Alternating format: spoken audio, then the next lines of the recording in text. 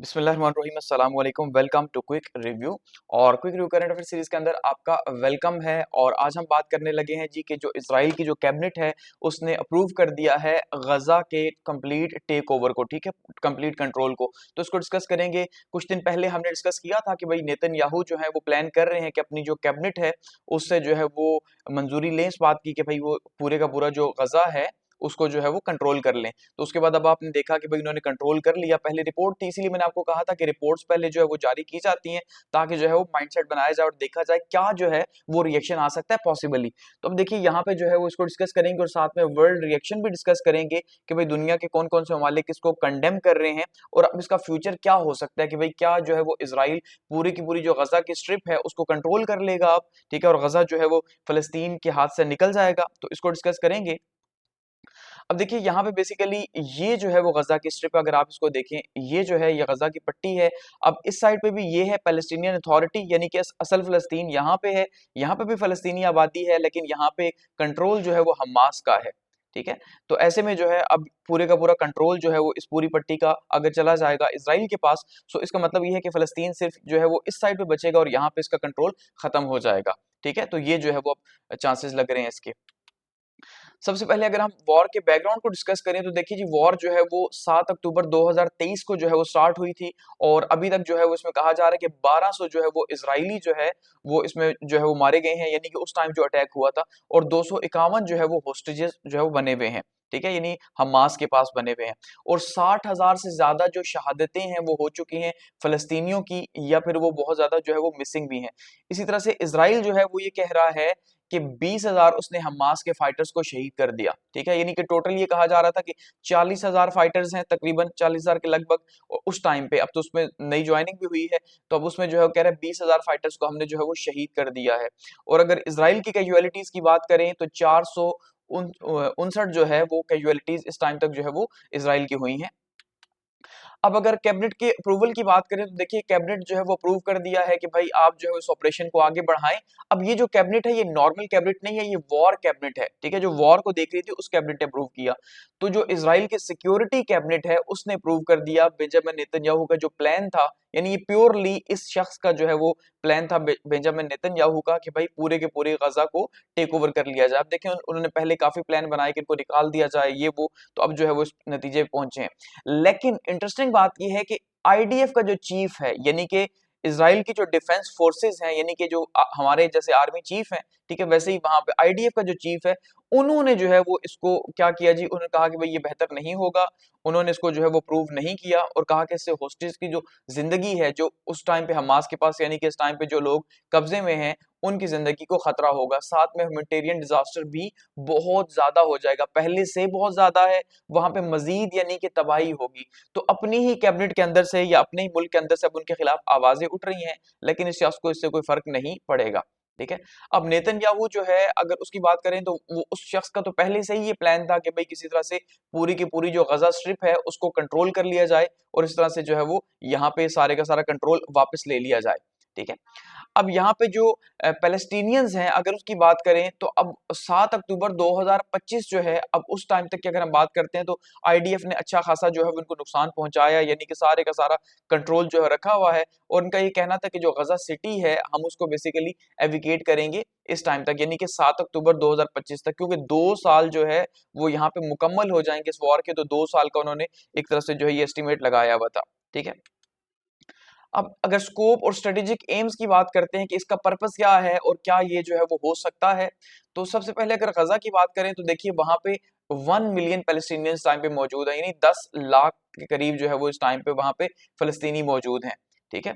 और यहाँ पे 2 लाख 2 मिलियन भी कहा जाता है, ठीक है, 20 लाख के करीब, लेकिन ये 10 लाख का बताया जा रहा है। और ऑलरेडी जो डिस्प्लेस हो चुके हैं वो बहुत बड़ी तादाद में जो है वो आगे पीछे जा चुके हैं। आपने देखा कि पहले उन्होंने किस तरह से जो है वो स्टेप बाय स्टेप आगे बढ़े हैं, तो लोगों को किस तरह से मारा, वहां से भगाया। तो 22 महीने जो है वो इस जंग के अभी तक हो चुके हैं। इसराइल अभी तक अगर हम बात करें करंटली तो 75% जो है वो स्ट्रिप को कंट्रोल कर रहा है, यानी ये जो पट्टी है ऑलरेडी इसमें से 75% जो है वो किसके कंट्रोल में है जी, वो ऑलरेडी जो है वो कंट्रोल में है किसके, इजराइल के। और सिर्फ 25% जो है जहां पे बचा हुआ है, जहां पे इस टाइम पे गजा के अपने 1 मिलियन लोग, 10 लाख लोग महसूर हुए हैं सिर्फ 25% के ऊपर। और अब वो भी इसकी कोशिश कर रहे हैं कि भाई इससे भी इनको निकाला जाए और साउथ की तरफ धकेला जाए, यानी साउथ की तरफ मतलब ये है कि मिस्र के बॉर्डर की तरफ इनको धकेलना चाह रहे हैं वो। ठीक है, ऑफिशियल जो एम है कि भाई हम क्यों गजा को लेना चाह रहे हैं, हमास को हम शिकस्त देंगे, पहला एम ये है।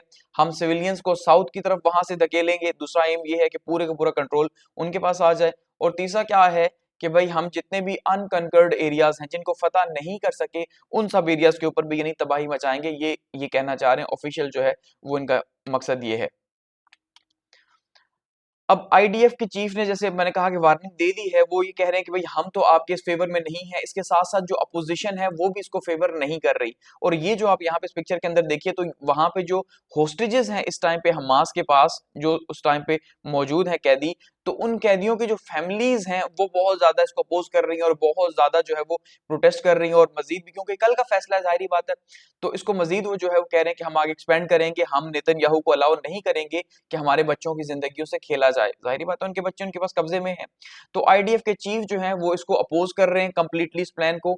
वो ये कह रहे हैं, वो क्यों अपोज कर रहे हैं, उनके 3 पॉइंट्स हैं। ठीक है, वो ये कह रहे हैं सबसे पहला तो ये है कि इससे रिस्क होगा कि जो 50 होस्टेजेस हैं, जिसमें से शायद के 20 अभी तक जिंदा हैं, वो सब के सब मारे जाएंगे। ठीक है, पहला रिस्क तो ये है। दूसरा ये है कि इससे इजराइल की जो फोर्सेस हैं और जो उसके रिसोर्सेज हैं वो भी बहुत ज्यादा जो है वो जाया होंगे। ठीक है, दूसरा वो ये कह रहे हैं, क्योंकि जाहिर बात है इतना बड़ा ऑपरेशन वो करेंगे। तीसरा है लॉन्ग टर्म ऑक्यूपेशन, वो ये कह रहे हैं कि भाई अगर हम 1-2 साल की अगर हम बात करते हैं कि भाई इसराइल को अगर करना है तो 1-2 साल तो उसको लगेंगे ही लगेंगे। ठीक है, तो ये बहुत बड़ा खतरा है। और 1-2 साल कैसे सिविलियंस को जो है उसकी सर्विसेज, सिविल सर्विसेज वगैरह प्रोवाइड की जाएंगी, नहीं, कोई आसान काम नहीं है। मजीद जंग को जो है वो 1 साल कम से कम अगर हम बात करें तो आगे बढ़ाने की बातचीत की जा रही है, तो ये तो बहुत लंबी जंग जो है वो हो रही है। तो कह रहे हैं कि भाई इसका जो फ्यूचर है वो बहुत ज्यादा खतरनाक है, तो इसलिए उनके जो आर्मी चीफ हैं वो जो है इसको अपोज कर रहे हैं, लेकिन प्राइम मिनिस्टर की मंजूरी है। इसके साथ साथ ह्यूमैनिटेरियन मेजर्स की अगर हम बात करें तो इसराइल जो है वो इस टाइम पे सिविलियन जो है वो उनकी कोशिश कर रहा है कि भाई उनको इस टाइम पे यानी कि कुछ थोड़ी बहुत इमदाद मिले, ताकि वो अपने पास स्टोर करें और उसके बाद जो है ये मजीद आगे जो है क्या करें जी, इनको एक साइड पे लेके चले जाएं, यानी कि साउथ की साइड पे सबको वहां पे लेके चले जाएं। इनकी पूरी कोशिश ये है। लेकिन ये है कि अभी ये कहा जा रहा है कि पहले 3 जो है डिस्ट्रीब्यूशन साइट्स थी, अब 16 बना दी गई हैं और 24/7 वो काम कर रही हैं। लेकिन ये सिर्फ कहने की बातें हैं, ऐसा हरगिज नहीं है, ये वेस्टर्न मीडिया में बताया जा रहा है, लेकिन एक्चुअली में जो है वो ऐसा देखने को नहीं मिल रहा कि भाई वहां पे सबको इमदाद मिल रही है। वहां पे जो हाल है वो बहुत ही खराब है। ठीक है? अब यहाँ पे जो इजराइल है या नेतन्याहू जो है वो शख्स क्या चाह रहा है, वो कह रहे हैं भाई हमारे 5 प्रिंसिपल्स हैं कि हम इस वॉर को खत्म करेंगे, अगर ये अचीव नहीं होंगे तो हम इस वॉर को खत्म नहीं करने लगे, इसलिए हम गजा को जो है वो मुकम्मल कंट्रोल उसका हासिल करेंगे पूरी पट्टी का। पहला उनका एम है कि डिसआर्मेंट ऑफ हमास, कि भाई हमास को हमने मुकम्मल तौर पर जो है वो उनसे हथियार छीनने हैं, डिसआर्म करना है उन्हें। दूसरा ये है कि जितने के होस्टेजेस हैं, यानी 50 अगर हैं तो 50 के 50 को हमने वापस करना है। तीसरा उनका ये है कि हमने गजा को डीमिलिटराइज करना है, यानी कि वहां पे जितने भी मिलिट्री वगैरह है या हमास की तरफ से जितने भी ग्रुप्स वगैरह बने हुए उन सबको खत्म करना है वहां पे। चौथा ये है कि इसराइल जो है वो कंट्रोल करेगा सारे के सारे गजा का। ठीक है, यानी गजा का कंट्रोल असल में वो अपने पास लेना चाह रहे हैं, सबसे इंपॉर्टेंट चीज यही है।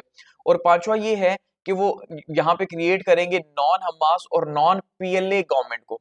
समझ रहे हैं इस बात को? यानी इसका मतलब ये है कि जो गजा है अभी वो हमास के कंट्रोल में है, हमास के कंट्रोल से तो ले लिया जाएगा लेकिन उसे पैलेस्टीनियन अथॉरिटी के कंट्रोल में भी नहीं दिया जाएगा। ठीक है, और इसका मतलब फिर पीछे कौन बचेगा? पीछे अब 2 बच सकते हैं, या तो अमेरिका को वो दे दे तोहफे के तौर पे कि ले लो, ट्रम्प साहब तो पहले ही कह चुके हैं, या फिर वो अपने पास रखे इसका कंट्रोल, और तो कोई तीसरा नहीं हो सकता। या फिर वो यूएन को दे दे, तो ऐसा तो हो नहीं सकता कि यूएन को कंट्रोल रख ले और अपना मुल्क बना ले। तो जब इनको भी नहीं देगा, इनको भी नहीं देगा, तो फिर किसको वो जो है वो कंट्रोल देगा? अपने पास ही रखेगा। तो ये 5 की ऑब्जेक्टिव्स हैं जो कि इस टाइम पे जो है वो चाह रहा है नेतन्याहू के हासिल किए जाए। पॉलिटिकल और पब्लिक रिएक्शन जो है वो इस टाइम पे काफी सख्त हैं उनके खिलाफ। जो फॉर राइट मिनिस्टर्स हैं, ठीक है, दाएं बाजू के जो लोग हैं, वो इसको अपोज कर रहे हैं। बेसिकली वो समझ रहे हैं कि इससे जो ह्यूमैनिटेरियन एड है उसको भी मुतासिर होगी और मजीद जो है वो हालात खराब होंगे। होस्टेज की जो फैमिलीज हैं, ठीक है, वो तो पहले से इसको जो है अपोज कर रही हैं और तेल अवीव के अंदर जो है वो कोशिश कर रही है कि किसी तरह से मुजाहिरे किए जाएं और रजिस्टर किया जाए अपना आप को। तो इसका मतलब ये है कि इस टाइम पे तकसीम है इसराइल के अंदर भी इस फैसले के ऊपर। सिर्फ हुकूमत जो है उसकी, या हुकूमत भी ना कहीं, सिर्फ ये जो शख्स है जो ज़ायनिस्ट है, ठीक है, और इंतहाई घटिया शख्स है ये नेतन्याहू, अब इसकी पूरी कोशिश है कि भी किसी तरह से इसको जो है वो कब्जे में ले लिया जाए। बाकी इसकी कोई हिमायत नहीं कर रहा, लेकिन पावर उसी के पास है, या यहूदी उसी को कंट्रोल कर रहे हैं। अब अगर हम देखें तो इसके ऊपर वर्ल्ड कैसे रिएक्ट कर रहा है। World condemnation mount over Israel plans to take over Gaza city, ठीक है, कि इसके ऊपर हम ये देख रहे हैं कि पूरी दुनिया जो है वो इन्हें लान तान कर रही है, और वो जो इनके इत्तेहादी थे वो भी इन्हें बुरी तरह से जो है वो बुरा भला कह रहे हैं। और यूएन का जो सिक्योरिटी काउंसिल है उसका जो है इजलास भी सैटरडे को जो है वो होने जा रहा है, और ये सैटरडे का जो इजलास है वो सिर्फ इसी के ऊपर कि भाई इसराइल को किसी तरह से रोका जाए। लेकिन अभी तक जंग से नहीं रोका गया, तो कैसे जो है वो रोका जा सकता है। तो अगर देखें दुनिया कैसे रिएक्ट कर रही है, तो ग्लोबल बैकलैश इसके ऊपर आए, इजराइल को कोई भी सपोर्ट नहीं मिली इंटरनेशनल कम्युनिटी से, यानी किसी भी साइड से किसी भी मुल्क ने जो है उन्हें सपोर्ट नहीं किया। पहले से नहीं कर रहे थे, अब आप जैसे देख रहे हैं कि भी ये कहा जा रहा है कि सितंबर के अंदर जो है वो एक्सपेक्टेड है कि जो फलस्तीन है उसको एक रियासत के तौर पर जो है तस्लीम कर लिया जाए। तो शायद ये भी अपना एक आखिरी चांस देख रहे हैं कि उससे पहले पहले हम मजीद मामला को आगे लेके जाएं। तो मल्टीपल कंट्रीज जो हैं और इंटरनेशनल बॉडीज जो हैं उन्होंने कंडेम किया इसराइल को, और इसराइल की जो सिक्योरिटी कैबिनेट है इसके फैसले को, ठीक है, और उन्होंने क्रिटिसाइज किया और साथ में वार्न भी किया कि इससे मजीद जो है वो हालात खराब होंगे, ये जो कॉन्फ्लिक्ट है ये मजीद वर्सन होगा, मजीद खराब होंगे, और सिविलियन सफरिंग्स जो है, ठीक है, जो आम लोग हैं, जो अवाम है, उनकी तकालीफ के अंदर जो है मजीद इजाफा होगा और कुछ नहीं होगा। इसके साथ साथ वो ये कह रहे हैं कि इंटरनेशनल लॉ की जो है वायलेशन है, जो कि पिछले 2 साल से तो वो कर रहा है, कहने को क्या होगा। यूएन की सिक्योरिटी काउंसिल जो है उसको कैसे रिस्पॉन्स कर रही है, उन्होंने एक्स्ट्रा ऑर्डिनरी जो है वो यूनाइटेड नेशन सिक्योरिटी काउंसिल का जो सेशन है वो रखा है जी सैटरडे को, ठीक है, हफ्ते वाले दिन, जिसमें इस पे बहस की जाएगी। लेकिन एक्चुअली में जो है वो एक्सपेक्टेड हर बार की तरह यही है कि जो यूएस है वो क्या करेगा, वो ब्लॉक करेगा किसी भी ऐसी रेजोल्यूशन को जो कि इसराइल के खिलाफ आएगी। जाहिर बात है इसराइल के खिलाफ ही आएगी, और अमेरिका उसके जो है वो अब्बू जी हैं जो कि पीस प्राइस लेना चाहते हैं ट्रंप साहब, तो वो उसको ब्लॉक कर देंगे। इसका मतलब ये सारी मेहनत जो है वो जाया हो जाएगी, ठीक है, तो ये कोशिश की जा रही है। तो सेवरल जो मेंबर स्टेट्स हैं यूएन की, वो अब जो है वो यूएन के ऊपर प्रेशर डाल रही हैं कि भाई आप अपना रोल प्ले करें, ठीक है, और ये जो डेंजरस एस्केलेशन है इसको किसी तरह से खत्म किया जाए। अगर कंट्रीज के हिसाब से बात करें तो सबसे पहले यूरोपीय यूनियन जो है उसका रिएक्शन भी आया, और उर्विला वॉन डी लेऑन जो है, ठीक है, यूरोपीय यूनियन की जो लीडर हैं, हेड है, उन्होंने इसको कहा है कि भाई ये जो हो रहा है इससे सीज फायर को बहुत ज्यादा नुकसान होगा, होस्टेज की जिंदगी जो है वो खतरे में आ जाएगी, और ह्यूमैनिटेरियन जो एक्सेस है वो भी खत्म हो जाएगी, तो ऐसा नहीं करना, यानी वो भी ईयू भी इसको डिनाई कर रहा है। डच के जो फॉरेन मिनिस्टर साहब हैं वो ये कह रहे हैं कि भाई यूरोप जो है वो टोटली लूज कर रहे हैं इसराइल, यानी कि अगर ऐसा वो करेगा तो यूरोप की जो हिमायत है वो हिमायत खत्म हो जाएगी। तो यही यूरोप था जिसने हिमायत शुरू की थी और कहा था कि नहीं इसराइल को तो हक हासिल है जो है वो सेल्फ डिफेंस का, और अब यहाँ तक आज मामलात पहुंचे हैं तो अब उन्हें याद आया, ठीक है। इसके साथ साथ एक बड़ी मूव जो है वो आज देखने को मिली है, वो क्या है कि जो जर्मनी है, ठीक है, जर्मनी ने आर्म जो इसको सेल कर रहे थे वो सस्पेंड कर दी, आर्म डील जो कि बेसिकली गजा ऑपरेशन के अंदर इस्तेमाल हो रहे थे, तो वो सस्पेंड कर दी है। तो ये एक बड़ी मूव है। पहले फ्रांस जो है उसने कहा कि भाई हम जो है वो, उन्होंने, आपने देखा कि उन्होंने मंसूख कर दी, उन्होंने राफेल कंपनी जो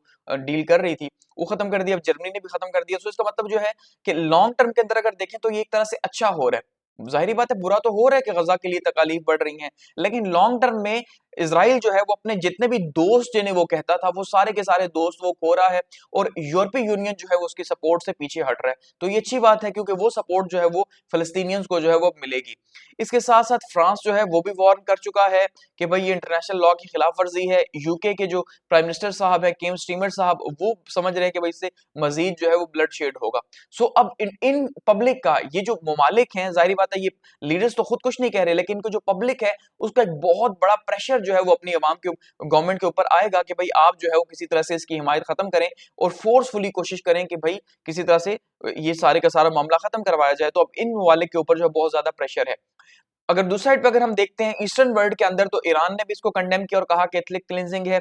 चाइना की बात करें तो चाइना भी समझ रहा है कि भाई ये जो आप कर रहे हैं ये गलत है, क्योंकि जो गजा है, गजा की टेरिटरी है, वो पैलेस्टीनियन अथॉरिटी का ही हिस्सा है, इसलिए वो भी डिमांड कर रहा है कि सीज फायर हो, ठीक है, चाइना भी।